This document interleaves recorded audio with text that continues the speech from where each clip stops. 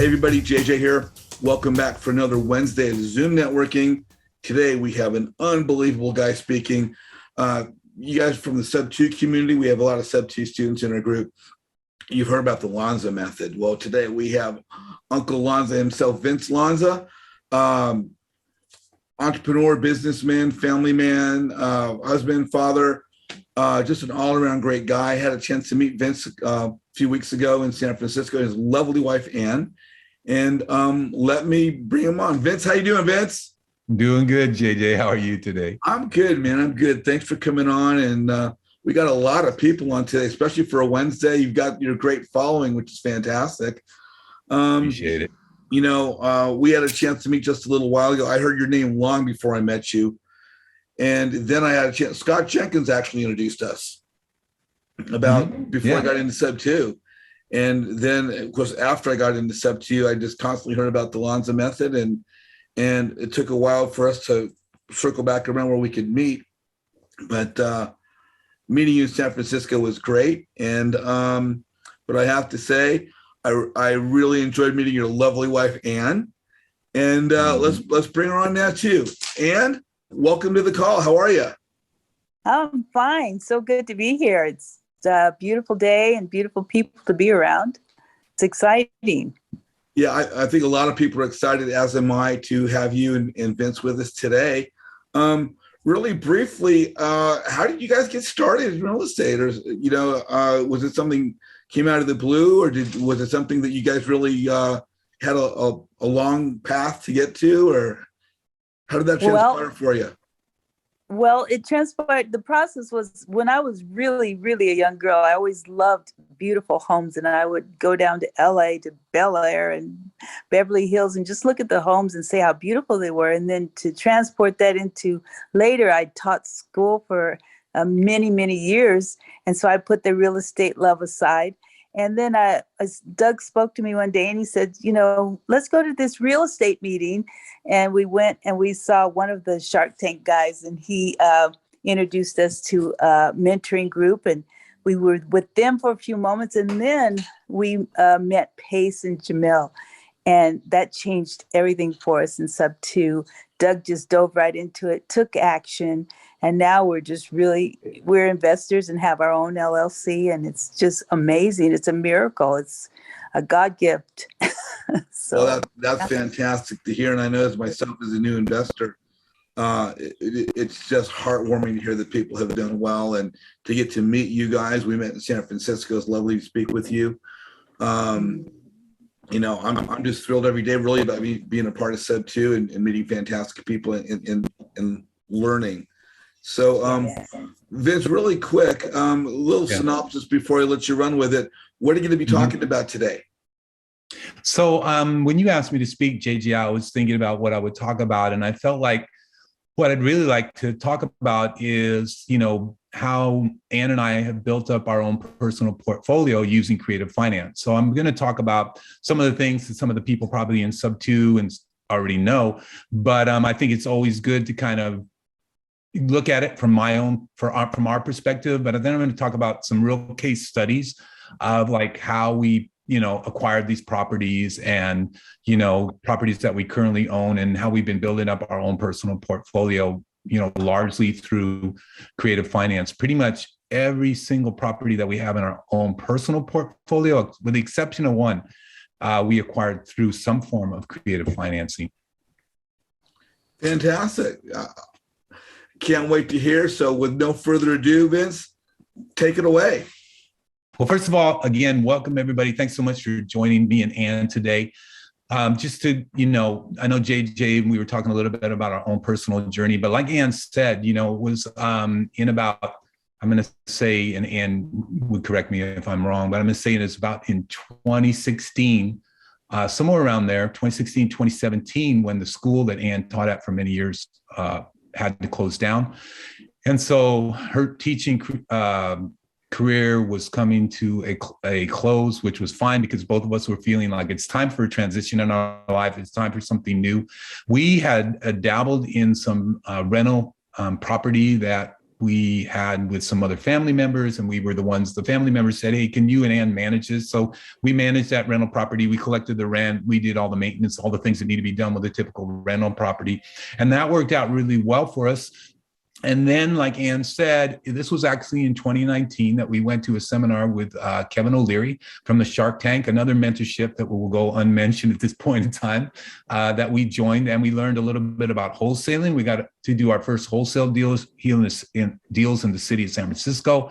That worked out really well for us, but we kind of hit a roadblock at a point in time where we felt like there's more, right? There's more. It's not, wholesaling is great, and many people do wholesaling, and that's a really good place to start from, but we felt like there's more to this. That's when we met Pace and Jamil in February of 2020, right before COVID. And then COVID hit, Pace started the Sub-2 mentorship, and the rest is history. So what I want to talk about a little bit today is how Ann and I built up our own personal portfolio using creative finance. We're going to have some networking at the end of this. We're going to have some Q&A. So if you do have any questions, just hold them for now. Ann and I will be happy to answer them at the end of this time. And let me first of all talk about what strategies we've used in creative finance to do this. And so the first one, let's see if this is going to work. Okay, is Sub-2. Subject to the existing mortgage. We talked about Sub-2. There's a bunch of Sub-2 students in this group. If this is new to you, I want to go over this just briefly so you can get a basic idea of the basic concept of what a subject-to property is. The second thing we're going to talk about is seller financing. That's when the seller carries the financing for the property, and essentially the seller becomes the bank. So we're going to talk about Subject-to. We're going to talk about seller financing. Then we're going to talk a little bit about hybrid. What is a hybrid? A hybrid deal is a combination of a Subject-to and seller finance, and it's basically used when the seller has a mortgage and equity in the property. So we not only take over the payments on the mortgage. Let's use an example real quickly. Let's say we're buying a property for $400,000, and this property has a $300,000 mortgage on it and $100,000 in equity. So we take over the payments on the $300,000. Let's say they're about $1,200 a month. And then we negotiate with the seller to say, hey, can I pay you that $100,000 of equity over time? They say, yeah, that would be agreeable to me. And so we pay the mortgage payment, and we also pay the equity payment at the same time. So we're essentially paying two payments, one to the mortgage company and one to the seller. That basically only happens when the seller has a good amount of equity in the property and he's willing to finance it. So we got Subject-to, we got seller finance, and the combination of the two, which we call hybrid deals. A Subject-to deal is basically when the mortgage stays in the seller's name with no change in the terms. So you take over a mortgage. A recent one that we are working on right now, where we're just basically disposing the property, is I think the mortgage payments are something like $577 a month. This is a property in North Carolina. You know, the mortgage balance is like $79,000. And the interest rate is, I'm going to say, around 4%. So we just take over this mortgage. In this case, the seller was unable to continue to make the mortgage payment. So he said, just take over the mortgage and, so that I don't have to go into foreclosure. So basically, the mortgage stays in the seller's name, all the same terms. Basically, you just pay the payments on their behalf.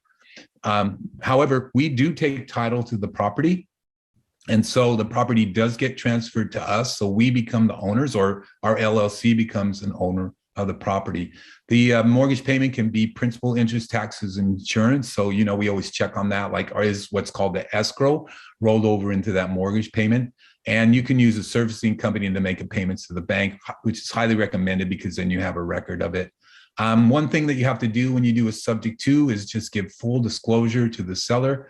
And always, always, always obtain a copy of the mortgage statement. Why do you do that? Because the seller will tell you all kinds of stuff, which possibly may not be true. So always verify. Always verify. In this business, always verify. Don't assume that what people are telling you is true. Always verify.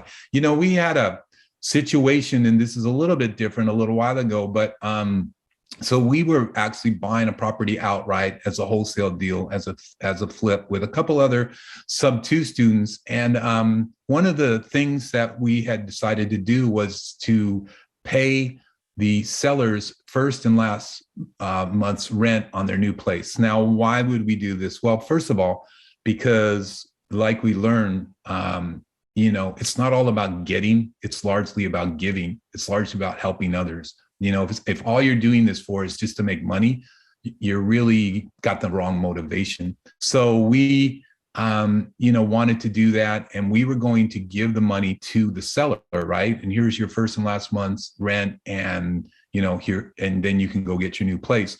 Now, what we decided to do was not to do that, but rather to give them a cashier's check made out to their new landlord for that amount. Like, I know I'm talking about like verifying and doing things, and all I'm saying is you got to make sure that you do things correctly. And, I hate to make this statement because you want to trust people, right? But you really have to be careful, right? You really, really do have to be careful in this business. So just always verify things, always do things in the right way, and you'll be in good shape all the way along the line. Then we're going to talk about a little bit about seller financing. Seller financing is when the owner owns the property free and clear. So you really can't do a seller finance deal, a pure seller finance deal, unless the seller has no debt on the property. They have no mortgage. They have no other debts on the property, right? They don't have a second mortgage. They don't have, they don't have a lien against a property of any kind or a line of credit. I mean, now they can have the liens, and then you can work with them on that. But basically, for the most part, they own the property free and clear. If they have some other debts on the property, you can always work around that. You can work with them on that. But we prefer to find people that just own the properties free and clear. And then they're willing to take their payments over time, right? They're willing to say, I don't need all this money up front. I'm willing to take it in payments over time. They can have some tax advantages to doing that. They can have a passive income by doing that. So there's a number of reasons why they might want to do that. You can pay a higher price if they do that. So again, there's a number of reasons why they might want to do that. And again, a lot of times this includes a down payment, and that just depends on your negotiation. Now, I know the ultimate deal in creative finance is a seller finance deal with $0 down and 0% financing. Those do happen from time to time. I would say they're not the norm. Usually you have to give some kind of down payment or some kind of interest, something. Even sometimes it's just a small amount, but they do happen. And, we definitely have had subject to deals where they didn't want any money down. They just wanted us to take over their mortgage. So when you find those, all good, right? The ultimate creative finance deal is somebody seller financing their property with no money down and 0% interest. So if you find those are gold. Sign the contract right away, as long as the numbers make sense.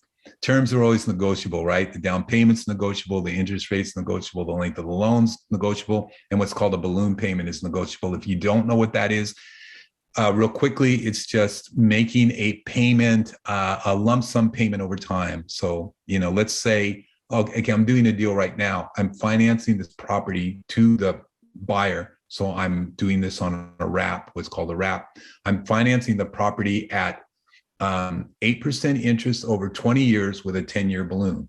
So what I'm asking them to do is make me those payments, which are about $1,100 over the course of the 10 years. And at the end of 10 years, I'm asking them to pay whatever the balance is left on the mortgage after 10 years. Now, they can do that by refinancing. They can do that by selling the property, taking their equity out, whatever they have at that point in time, and paying off us the balance of what they owe us. So there's a number of ways that the end buyer can do that. I usually do like to put balloons on, and most of the properties that we've purchased, seller financing also have balloons on them. Usually, you can stretch out your payments like a typical mortgage over 30 years, but a lot of the sellers are like, I don't want to wait 30 years to get my money. I want my money in like 5, 7, 10 years. So pretty typical to do that kind of thing in the creative finance world.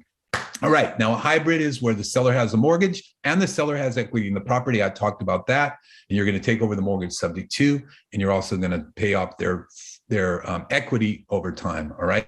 So again, I mentioned this before, 2 payments, one to the mortgage company, one to the seller.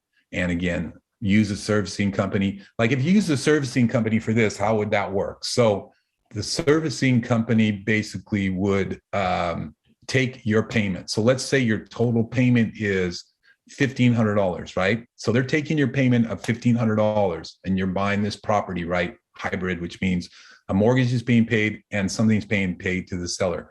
So they would take that. You'd get that to the servicing company. Then the servicing company would go ahead and pay the mortgage payment on your behalf, and then also pay the seller the equity payment on your behalf. So, can save time and hassle rather than you like saying, oh, every month I got to make 2 payments on this property. And then maybe you have other properties and like, I've got to make a payment here and I've got to make 2 payments here and I've got to take care of this.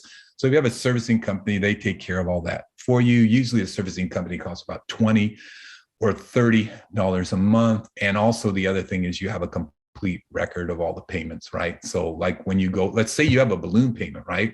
So at the end of that time, the servicing company will have seen all the payments you made, and they'll say, oh yeah, at that 10-year mark, like here's what you owe the seller, right? At the end of that 10-year mark. So definitely recommend using a servicing company if at all possible.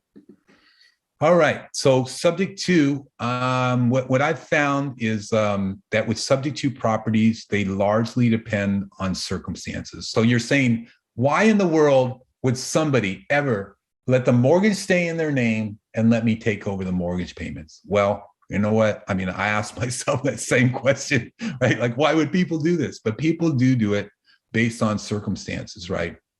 Health issues, family death. One that's a big deal right now is pre-foreclosures. So let's just say that somebody, is in a situation where they're in arrears in their mortgage. In fact, we just had somebody that was in arrears in their mortgage about $60,000, right? So what's their choice here? Their choice is, I walk away from this property, I have my property foreclosed on, my credit and everything else is completely hosed, and I get zero out of it. So with this particular property, we caught up their arrears and we also gave them $9,000 in cash, right? So I'm sorry, their arrears were more like 55,000. And then we gave them 9,000 in cash. So for them, for the seller, like, it's much better than just letting the bank take over their property and they get nothing out of it. So for the seller, they're like, they walked away with 9,000 in their pocket. We caught up all their arrears. So now their mortgage is back in good standing. And they, and we're paying the payments on their behalf, and they didn't go into pre-foreclosure. So now their credit, the payments are being paid on time because we're paying the payments, not them. And everything is good for them right now.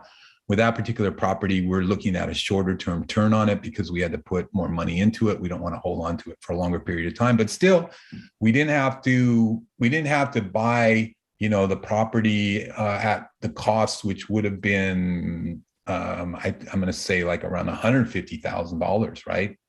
So we didn't have to come up with all that money. We only had to come up with around $50,000. So we actually took over the property for about a third of the purchase price.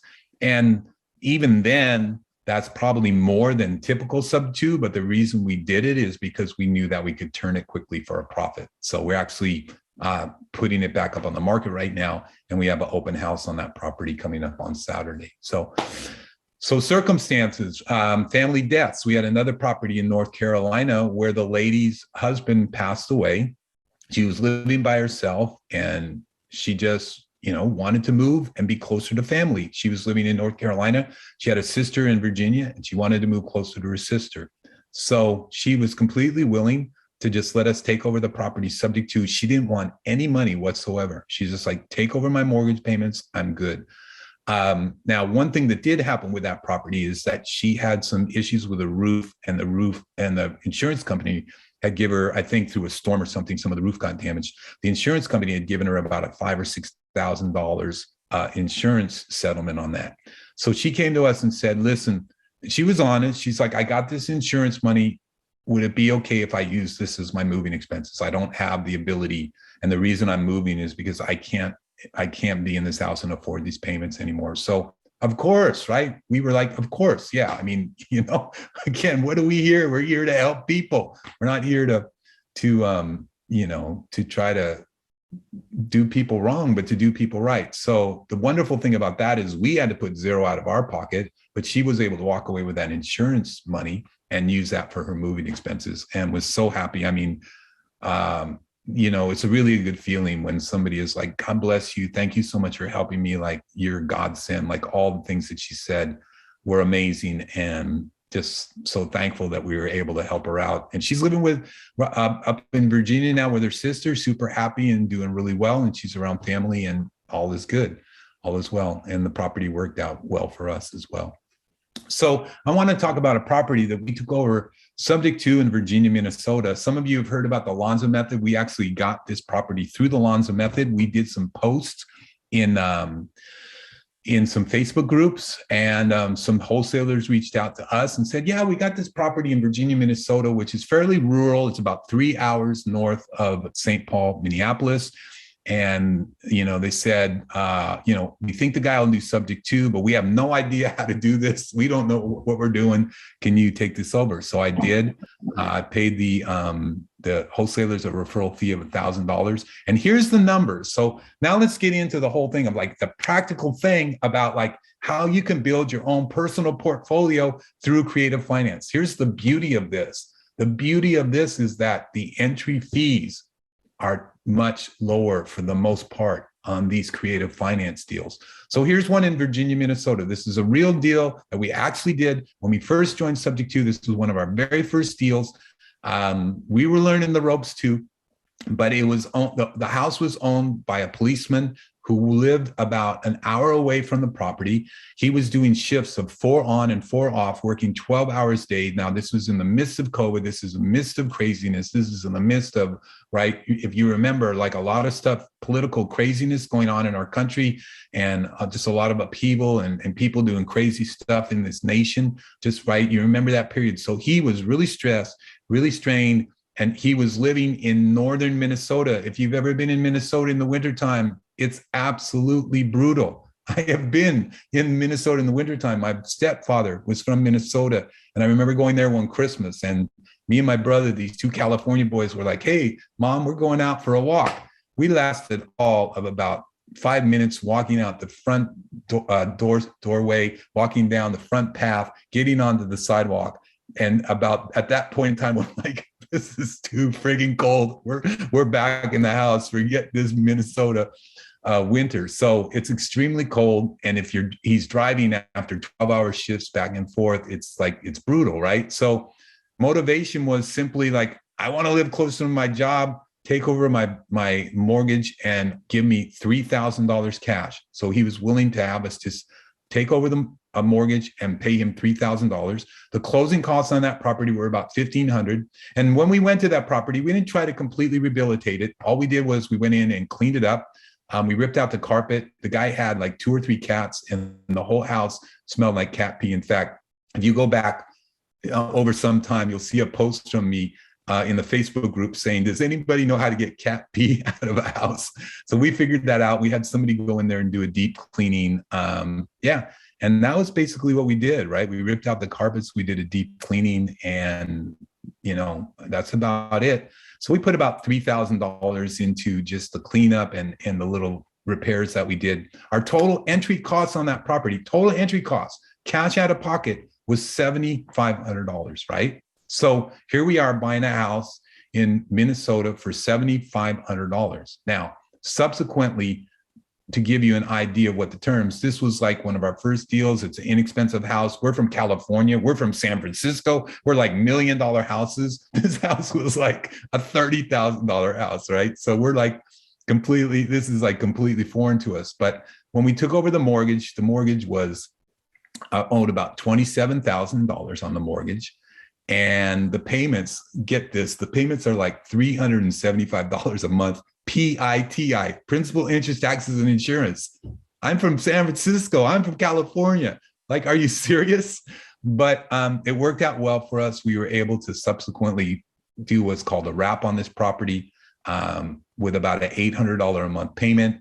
And we were able to sell it for $69,000. And we only owed $27,000 on the mortgage. So we were able to build in about $30,000 of equity in the property. On top of that, right, what was our total entry cost? About $7,500. We were able to recoup a good part of this, about $7,000 of this, with a down payment on the property. So all worked out well. Subject to, we actually took over the property for $7,500, but recouped almost all of our down payment. So what is the net effect of that? The net effect of that is for almost $0 out of our pocket, we took over a property that we're cash flowing about $400 a month on, and that we have about $30,000 of equity in.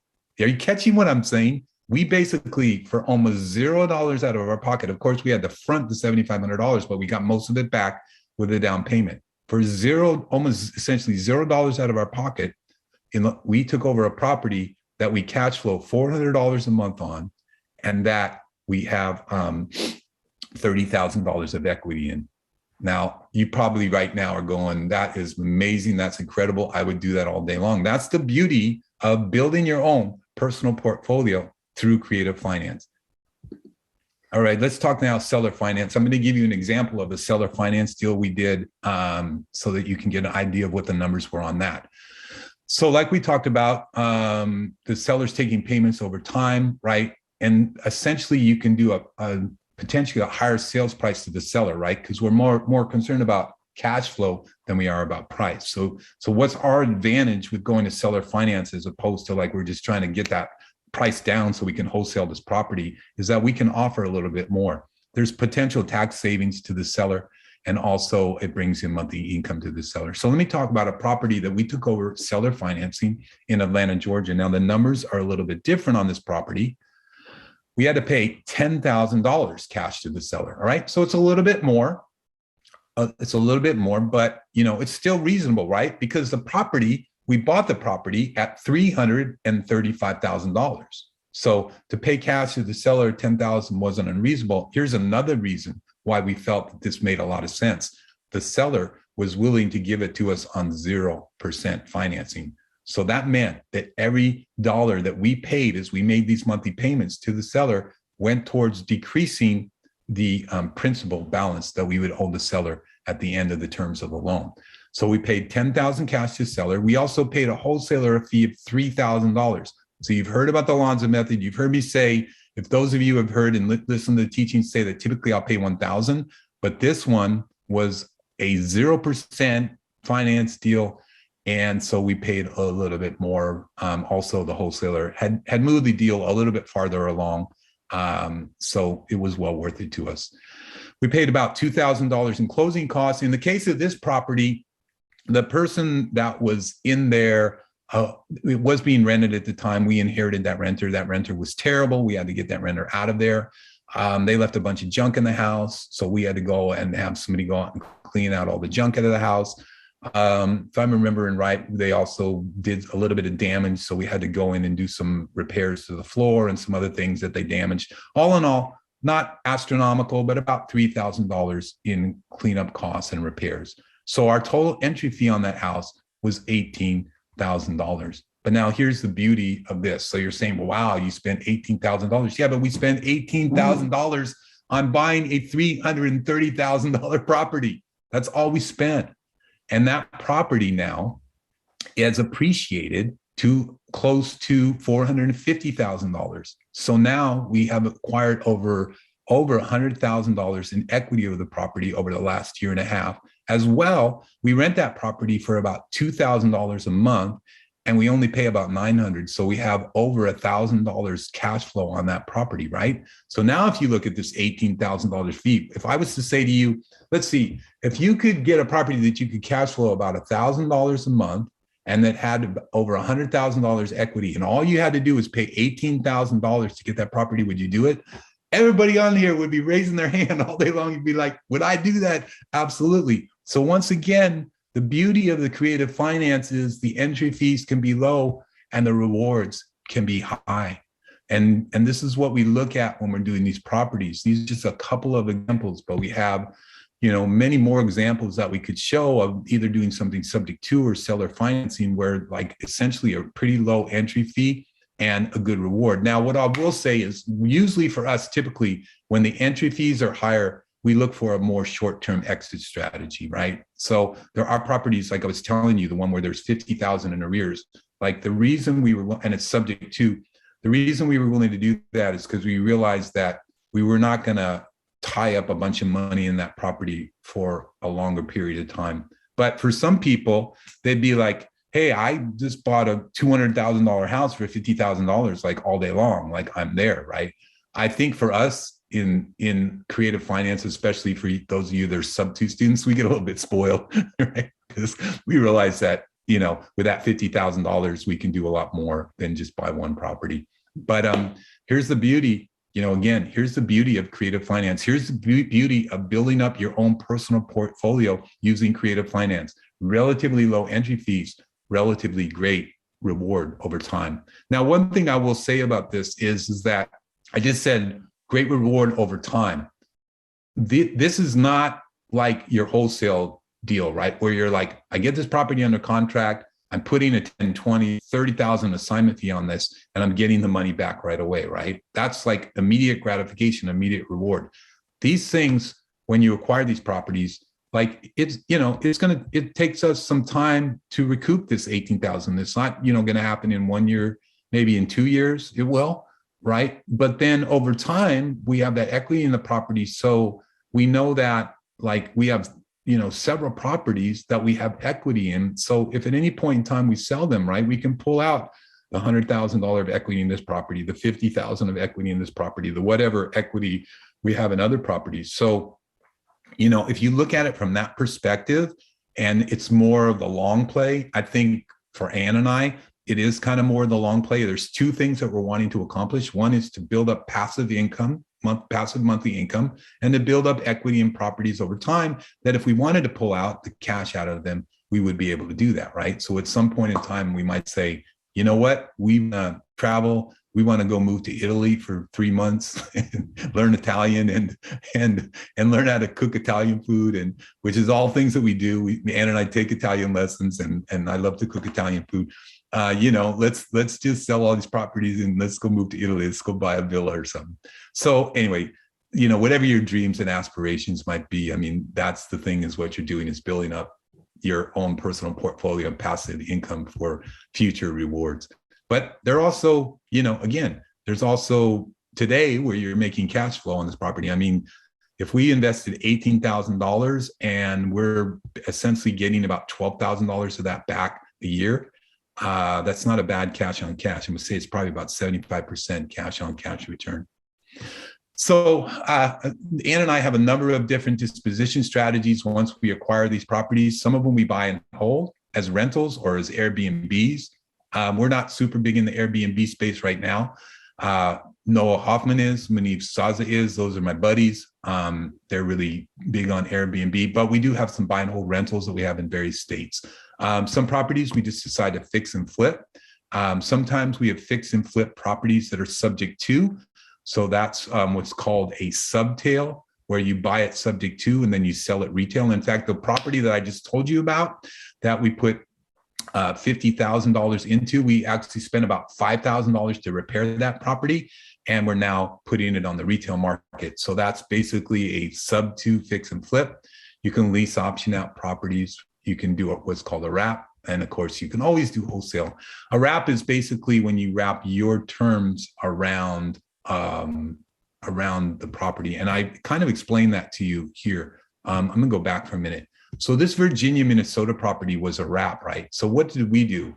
We took over the property subject to. We had a total entry cost of $7,500, right? And we had a mortgage that had a $27,000 balance on it. So our terms are basically $377 a month payment, about 3.75% interest rate, with about $27,000 left on the loan. We took those terms, wrapped our own terms around them, basically seller financed the house to the person who bought it from us. We took that house and sold it for $69,000, right? Which I talked about earlier. We only owe $27,000, so we have about $30,000 equity in there. So we sold it for more. We increased the payment and the interest rate to 8%, and the payment's about $800 a month. So we have a cash flow of around $400 a month on that property, right? And then we got a down payment of somewhere around 10% of the sales value, which is $6,900.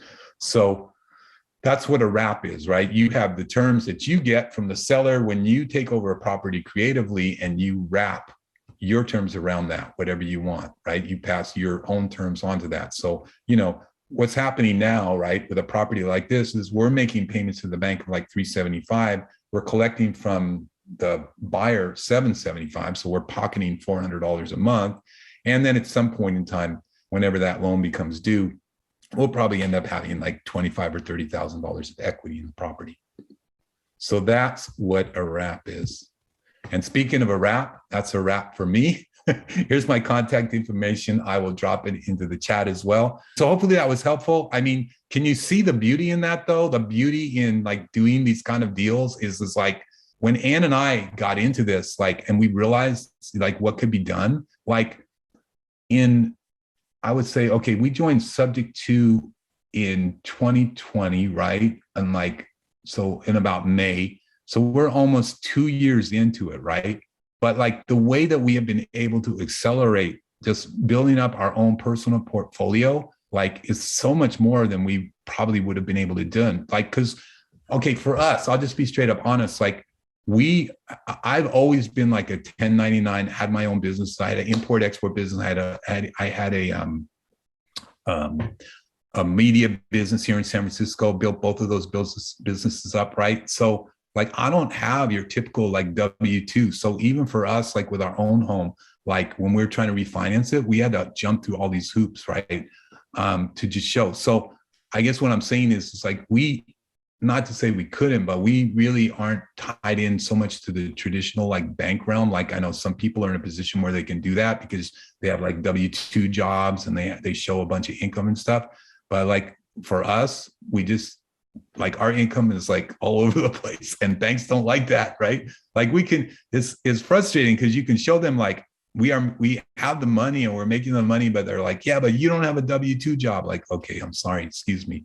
So everybody knows like the banks after 2008, 2009 became a lot more stringent on loans. So there's other ways that you can finance, but this is such a beautiful way to do it, right? Where you get the seller to finance it or you take over a property subject to. So we're going to do a little bit of Q&A a little bit later on. So if you do have any questions, I'll be back and Ann will be back to answer those. JJ, take it over, bro. Fantastic, man. Hey, that was great.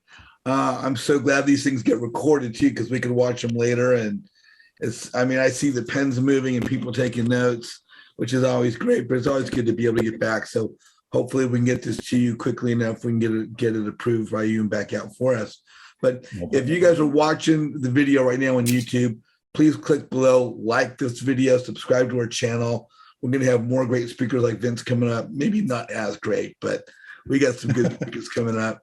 And for those of you that are on the call, hang on. We're going to do breakout rooms for a little bit, and then we're going to go to the Q&A. Everybody else, we'll see you soon.